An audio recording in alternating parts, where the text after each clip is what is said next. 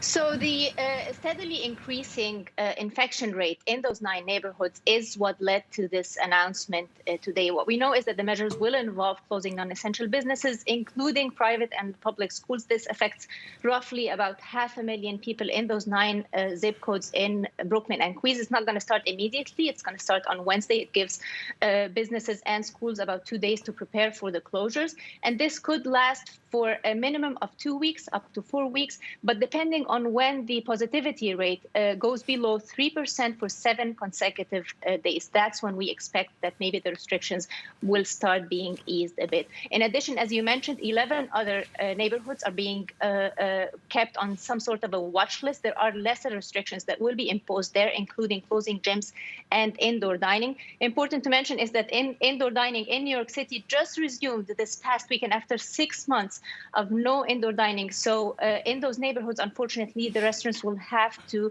be restricted to pickup and delivery services. And of course, the state will have to approve this proposal before it goes into effect on Wednesday. Hoda, New York has been extremely precautious in the way it's reopened. As you just mentioned, indoor dining has only just begun. Residents have been extremely patient. How are they likely to react to these stricter measures which will be enforced?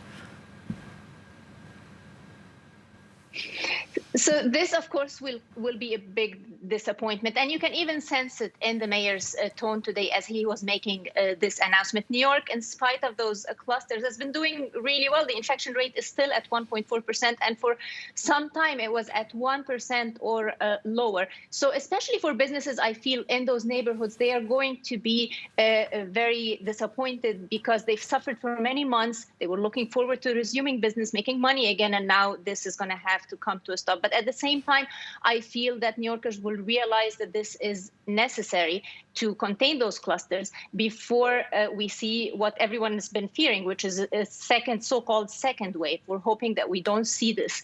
So I think that it's going to be seen as a necessary step. Hoda, thank you very much.